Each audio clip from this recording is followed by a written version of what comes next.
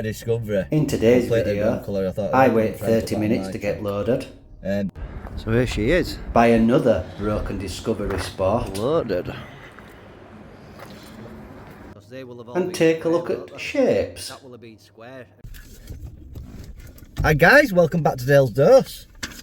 It's been a while since the last one, but I'm actually in Peterlee at the minute. I've come to collect another Land Rover Discovery.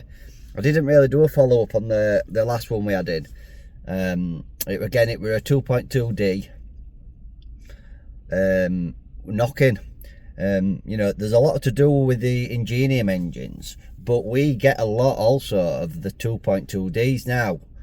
I'm not slagging the 2.2Ds off because they are a good engine, and generally, like the Ingeniums, it's when they do have issues, it's down to servicing. You see, unlike the Ingeniums that need a service every 6,000 miles, unless they'll, you know, destroy themselves in many different fashions. The 2.2D, generally speaking, if they're not serviced properly, you end up sort of with worn big end bearings. Mainly, that's usually the main issue with them. And as I say, it's just down to servicing. Is that generally? Some of it also is. We've also speaking to an engine builder. Some of it is parts not really made correctly, a bit like you see in the 3-litre diesels. You know, in the bigger Land Rover and Range Rovers, many problems with the 3-litre diesels. So yeah, I'm just currently waiting here now, ready to be loaded. I hope they're not thinking that's my car they're bringing out, because it's totally wrong colour. Yeah, they're just bringing out a Discovery. Oh no, they're not. Yeah, they were just bringing out a Discovery, completely wrong colour. I thought, I hope you don't try and put that on my truck. But yeah, guys, so I'm just sat here waiting. So what I'll do when it turns up, I'll get it loaded. I'll get out of their yard. I'll do a walk around. We'll see what it's like. So here she is, loaded.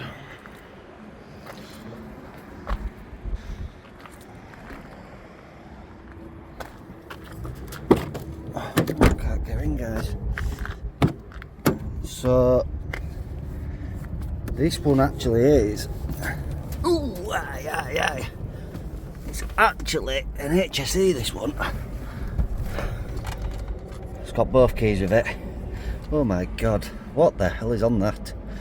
So they'll need 2 new cases. Oh my god, oh god. But yeah. Oh, we've got booklets, guys, we've got booklets. Well, save that for later. I'll do a map from iPeak service history test on that later. But yeah, it's an HSE. We bought this as a non-runner, I believe. But they are quite nicely spec'd at HSEs. There's only one up above these. It's luxury model, and they have heated steering wheel and cooled seats on luxury, but these don't have it. But it does have a pan roof. Yeah, it's just a bit dirty, isn't it? A bit grimy. Ooh. Yeah, just a bit grimy, not that won't clean. Well guys, it's 2 days have passed since the last clip. Got car back, and we have started stripping it down. I'm just on my way now to the unit. We'll have a look round. Basically, it hardly had any oil in it, very low on oil, and it were really thick. So it looks like another one, guys, that suffered to not being serviced correctly. Like I keep saying to everybody who buys cars from us, Land Rovers, if you don't service them regularly, you're going to have these problems. So I'm just on my way now there. Let's get there and let's have a good look round there. Onwards! From the conrods. So Yeah. the bearings from the conrods, this isn't the big end they've all bearings. burnt. Yeah, and they go around the conrod, don't they? Then. Oh no, That's what. Yeah, that's the burn marks. Burn. Yeah, so conrods will be. And then one of them was actually like, oh yeah, it's this on it. So it wants all new conrods then. Yeah, and thing is. And that's what happens when you don't. Well, I can clean that up. Do an oil change. But that, I don't know if that's going to be replaceable or if we clean it with petrol. What is it? Is that just a case? No, that's what runs. It's like a cam that runs obviously oil pump. Right. So obviously, see that there, that cog. Yeah. Well, that basically pulls oil up from thingy and then puts it through that and pumps it around the engine. Got all that in there. That's unbelievable. So we might need a new one of these. New one of that. And oil pump will definitely get replaced. Yeah. obviously even these lot. You can see how. Well, they'll pop out. That's a bearing. Oh no. Yeah, these are. Oh no, that's just a cover, isn't it? Yeah, it's burnt that side. It's burnt both sides. That's what seized it. They're the caps that obviously hold it on. Yeah. Crankshaft. But crank's moving now. Yeah, so that's a good sign. And obviously I've managed to get a torque converter off. Yeah. There's no point in building it back up, is there, for him to thingy it? No. Because I've separated all bolts. Yeah. So as long as I label it, he'll know then what's what, do you know what I mean? And this is just from not servicing this. It's I bet it's done about 50,000 miles without being serviced, yeah. Well, I bet you're not. Has belt been changed? No. What? That belt actually don't look that old, does it? Which will be. That's genuine, I think. Is that the original belt? It don't look that warm, does it? To say it's done 100. Well, they do about 70 to 100 now. Yeah, but it's on 105. This. Yeah. So it don't look that warm. Right. Don't look warm. Oh my god. How do people let the cars get like that? Look at all guns out. I just don't get. It's not like it's a banger either. It's not like it's not worth out. That's what I mean. If he puts it through his clean. Total madness, guys. And the pry bar. Yeah, you can actually see because they will have all been square, won't they? That one there. That will have been square originally. Well, this other one, look. So you see that? And that's how it's not meant to be. Yeah. Look at that. Yeah, just out of shape, innit? You see, what it can do is it can wear on, conrods. It can wear into them. That's when they start knocking. I'm saying that this engine could have been knocking for all we know. Inside of there, mate. It's like, never run, did it? It's actually gouged out. So them conrods definitely won't do it. So there we are, guys. We can see then why that engine's failed.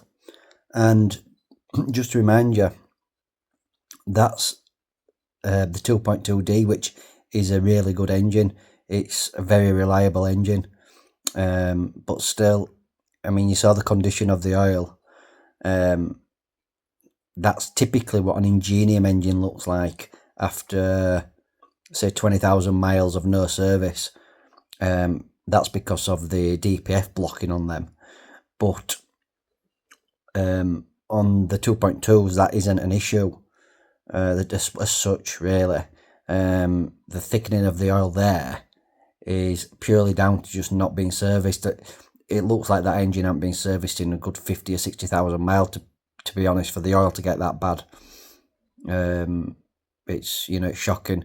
But with what we're sort of looking at really there is what we're dealing with is to rebuild that engine, we'll end up having to put a new crank in, new bearings obviously, and probably the conrods, because as I say, if you rewind back, you'll see that the score marks and the heat marks, what happens is if it gets too hot, the conrods overheat and they'll start going off colour.